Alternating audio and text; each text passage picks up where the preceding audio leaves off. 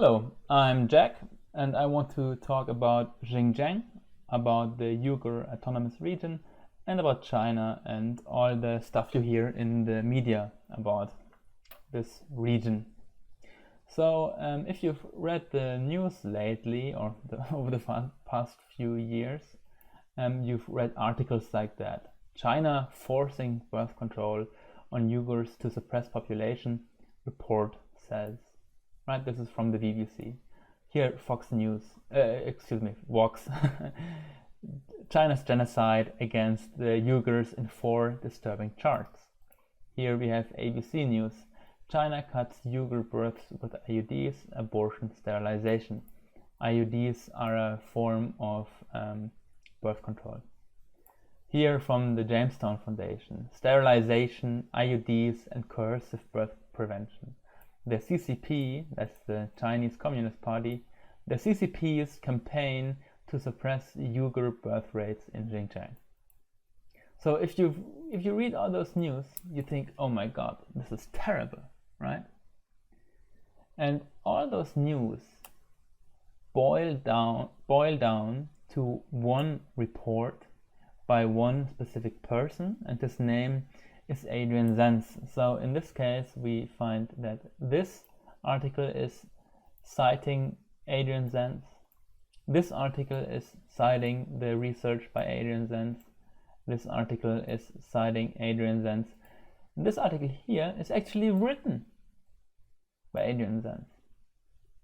And so the question is, who is this Adrian Zenz guy? Because you can't find any news article, not in the German news, not in the English news, you can't find any news article about this Uyghur forced sterilization narrative without reading about Adrian Zenz. So we have to know, who is this person?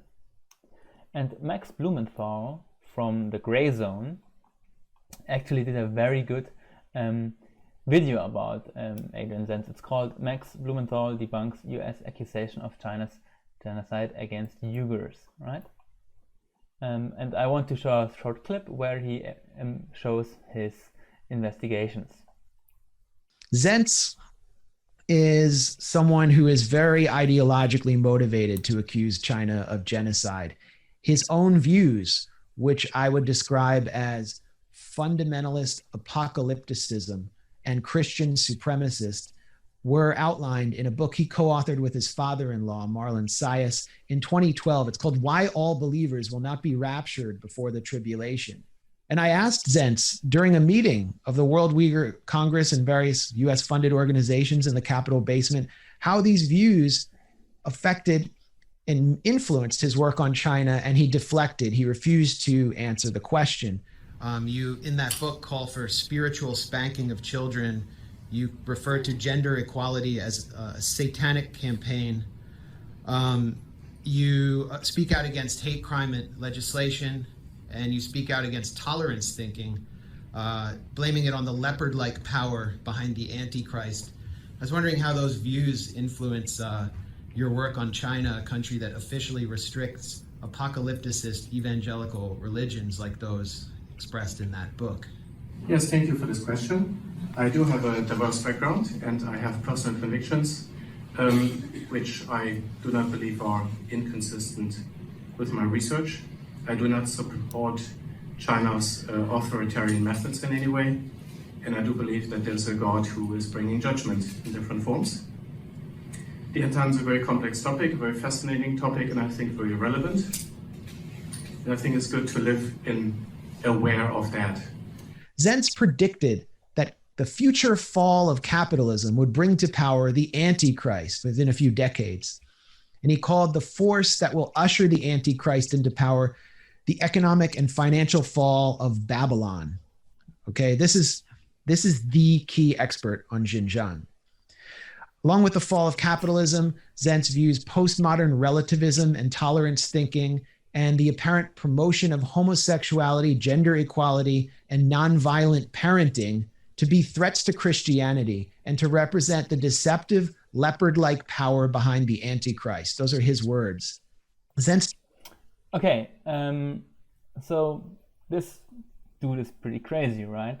He is a reincarnated Christian who was sent by God to destroy communism.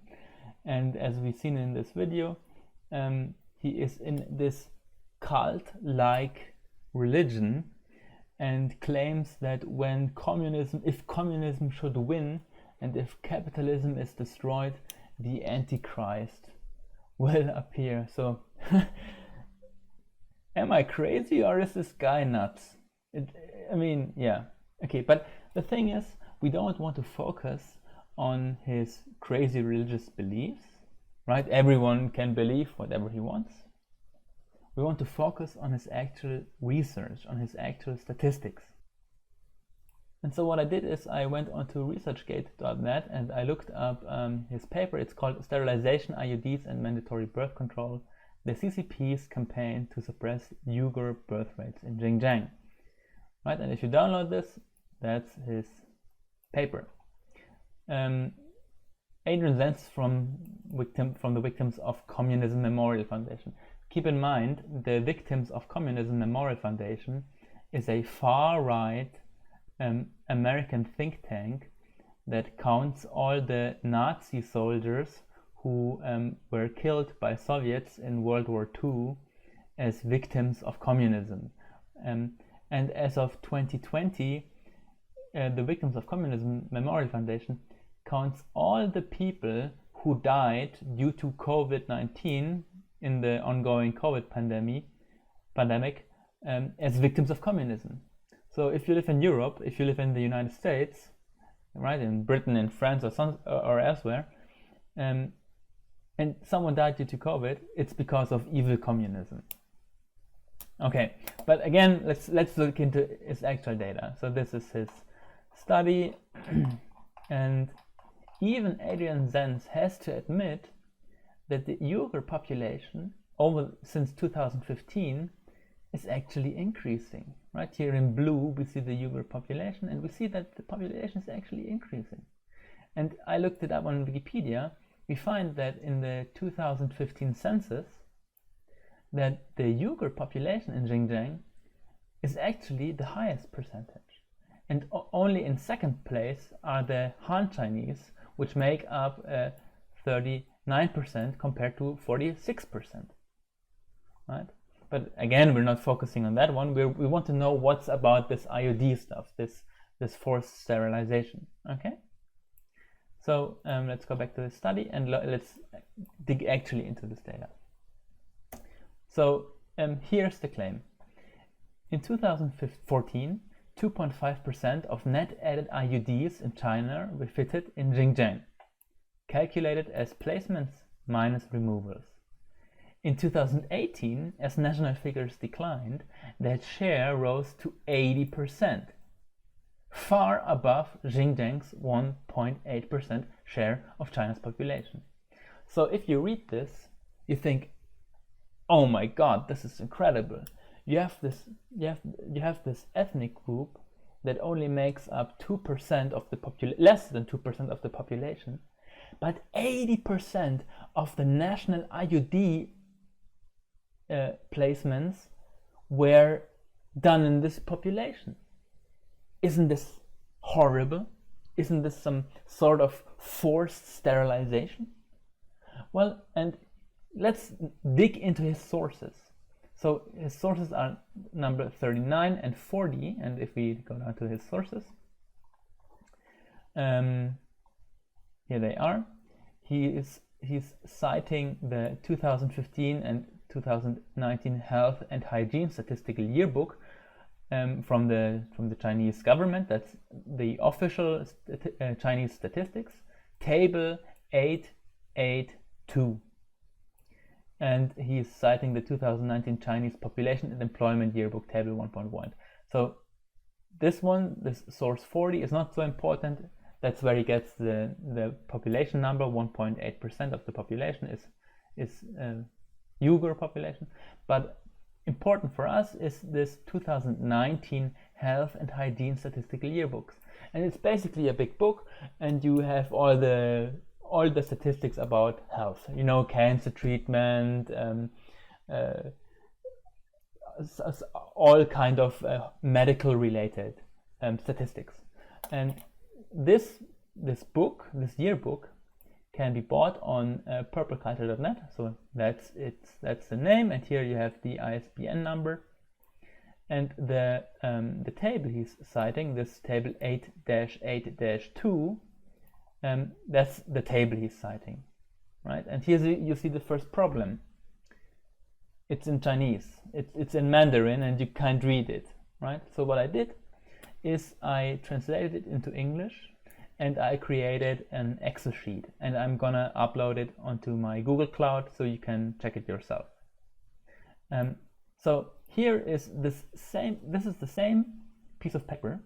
It's just color coded, so it's easier to understand, and it's translated into English. So it's the 2018 report of birth control surgery numbers by province. Here you have all the provinces, right? All the 31 provinces: Beijing, Inner Mongolia, Shanghai, Henan, and so on, Tibet. And here you have in green you have all the IUD insertions. In blue you have the removers, and in yellow you have all the vasectomy surgeries. And here and you also have the number of complications, right? If you had an accidental penetration during, so if you accidentally penetrated the cervix tissue, or you had a post-surgery infection, this is also in this statistics, right? But that's unimportant for us.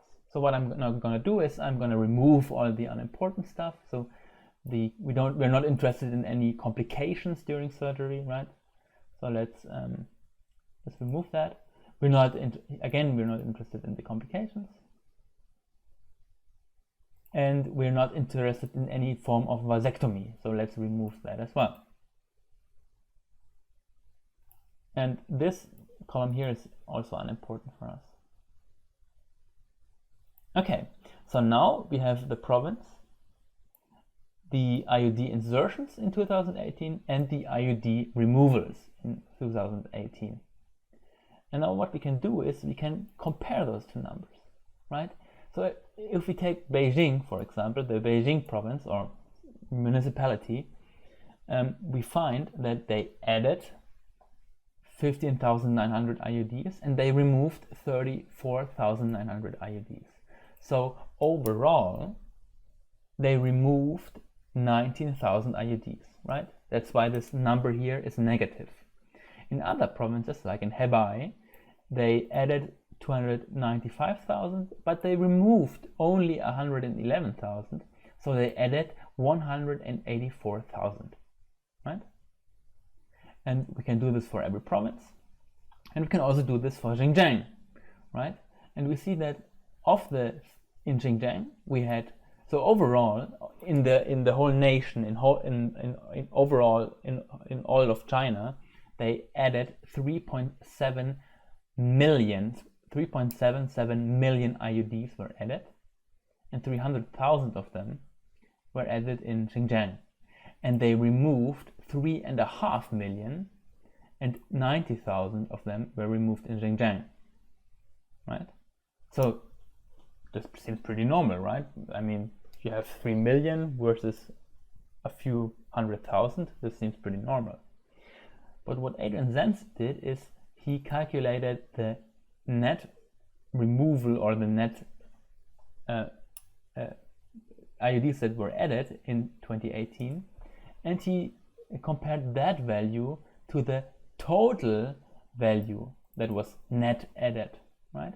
And so of those 3.7 million and 3.5 million IUDs, we find that round about 300,000 IUDs were added in China more than were removed. And in Xinjiang, it's 240,000. And what Adrian Zenz did is he compared those two values and came out with 80%. But that's not how you do it. Why? Because there are other provinces who have those high numbers, right? We have Henan province, and if we do this calculation, we get 69%. If we take Tianjin province, if we take Hebei province, we get 61%. or here we get 20% or 36%.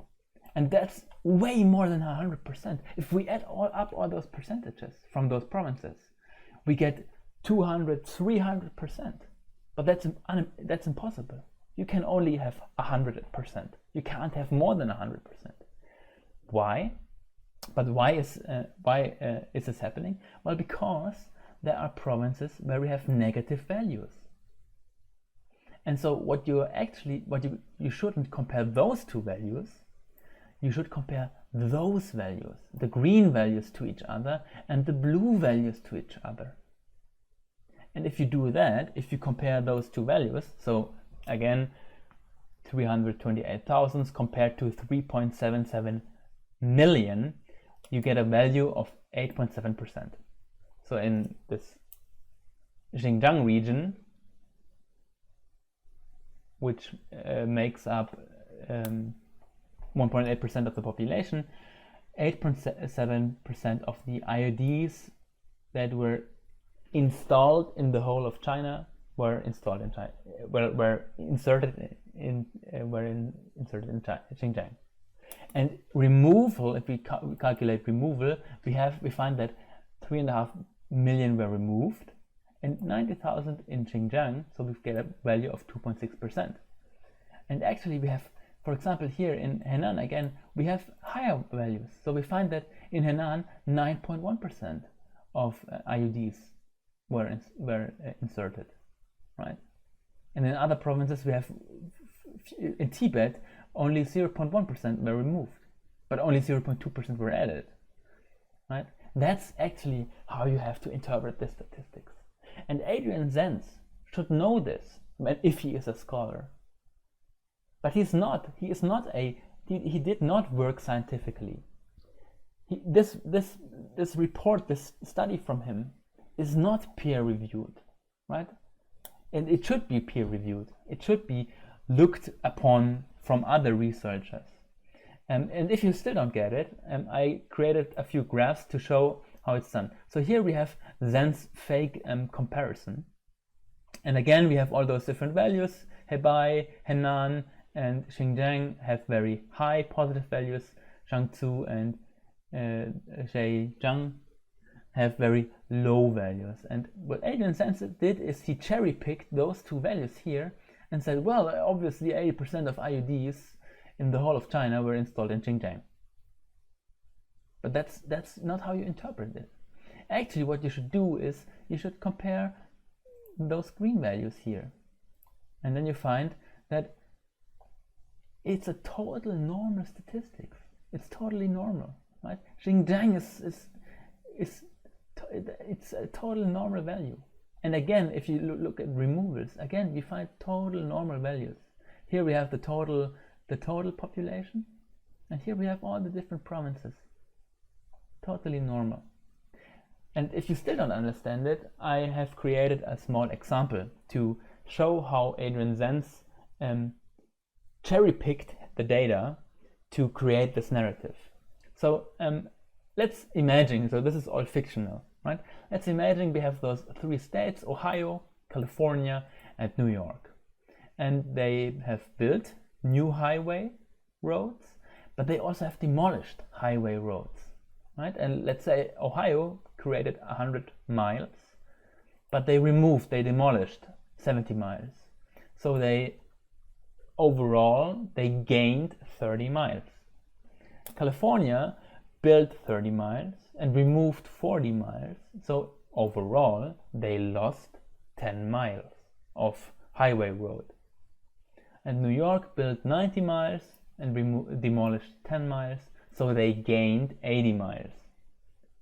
So overall, we find that overall in 220 miles of highway road were built and 120 miles of highway road were demolished. So we find that in the United States, in this fictional example, they gained 100 miles of highway road.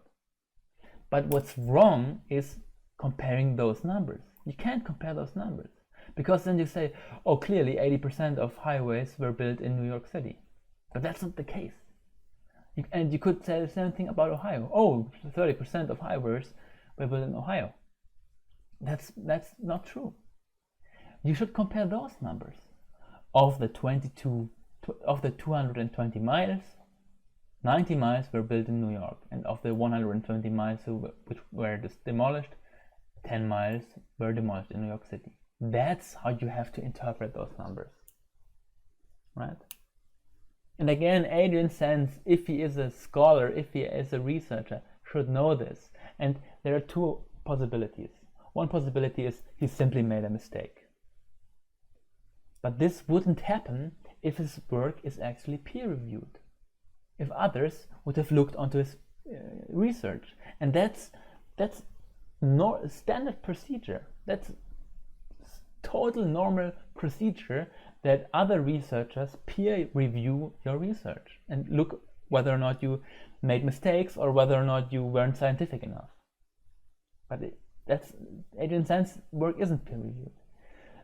And the other possibility, the second possibility, is that he basically went through this big book of official Chinese statistics to cherry pick, to cook up statistics, to cherry pick the data just as he wants it, so he can create this narrative. And I mean, he even wrote an article in the World Wide Web to create this narrative of this authoritarian state of this rogue state on the other side of the globe that is killing its own population. Well, there's actually a third possibility as well, that I'm wrong, that Max Blumenthal is wrong, and that Adrian Zenz in fact is right. But if that is the case, this would subsequently mean that every Uyghur woman on average receives 1,600 IUD surgeries every year. This would be 4 IUDs every day, so 1 every 6 hours. So keep in mind, a IUD is a contraceptive device that is planted into the uterus, and it stays there. It can stay there for 3, 4, 5 years. Adrian Zenz claims that every Uyghur woman on average receives 4 of them every day, and keep in mind, due to his statistics, it would mean that they are getting shoved in there and not removed, right? It's physically impossible to carry 1,600 of those devices at the end of the year. And here you see that it's incredibly far from reality. It's so far gone from reality. You cannot carry 1,600 of those. I mean, look at those X-rays. Imagine having your womb filled with 1,600 of those things after just 1 year. Every Uyghur woman in China. This is total bullshit. Well, that's the third possibility, right? It's all those investigative journalists. They can debunk all those lies, but the damage has already been done. Thousands of people read this article, right? Thousands of people read this article, and I live in Germany. I'm German. No one in Germany knows this Adrian Zenz guy. No one has ever heard about this dude, right? But the Germans, what they've all somehow heard on the radio or on TV is that, China and the Uyghurs, and there's something happening over there, some kind of genocide and so on. When actually it turns out that this is bullshit. And all that's left is this stereotype, right?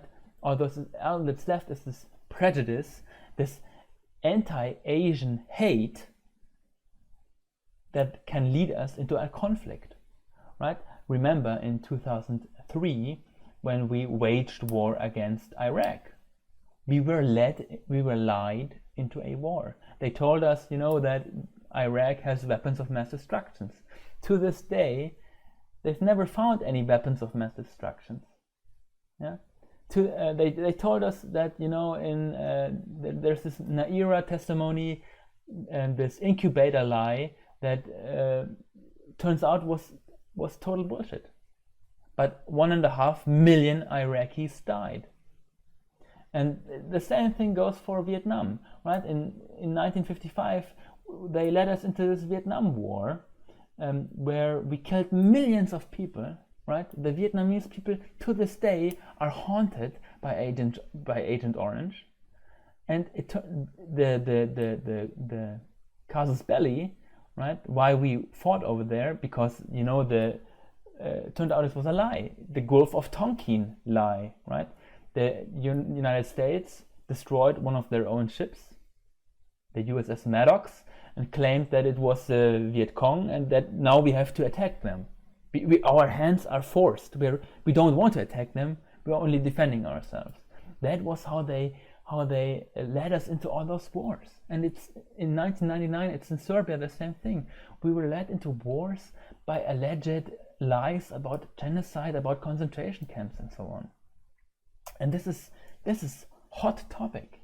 So now, what's actually happening in Xinjiang? So if we look back onto the map. Right, this is Xinjiang, and if you look on Google Maps, we find that Xinjiang is located right next to Afghanistan, and unfortunately, over the last few years, extremist jihadism was kind of like exported from Afghanistan into Xinjiang, and since 2006, 7, 8.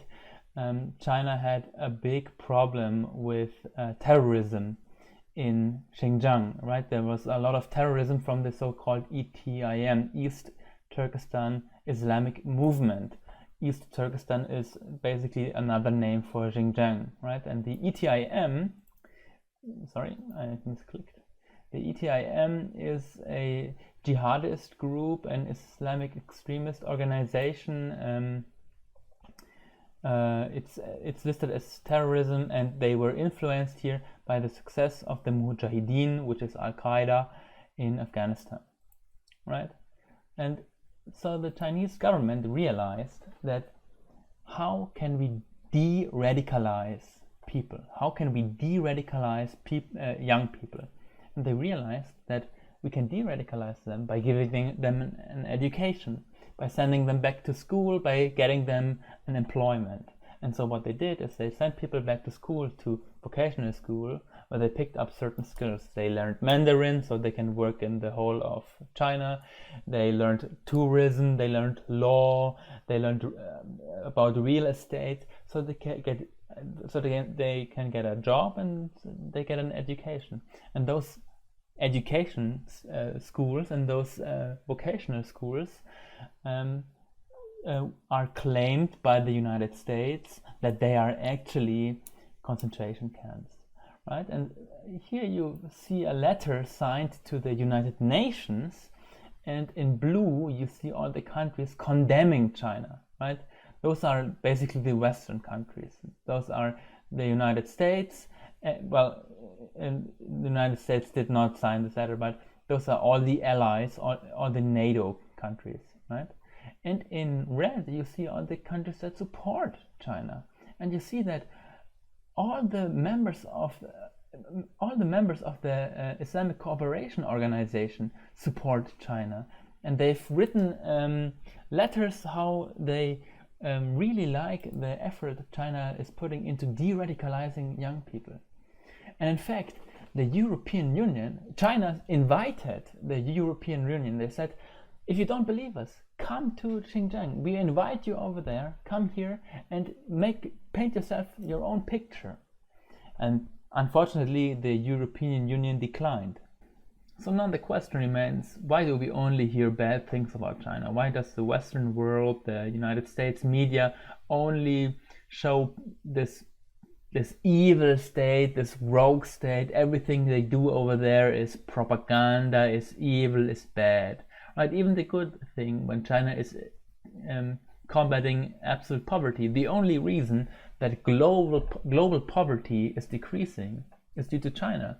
If you exclude China, for the last 40 years, global poverty stayed the same, right?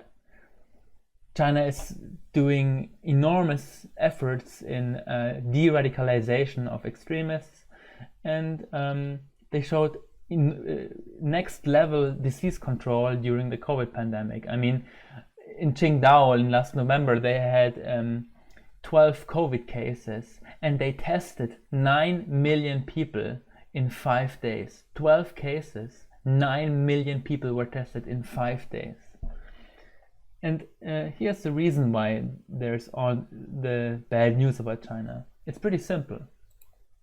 The Chinese economy is expected to overtake the US economy in 2028, so sooner than expected.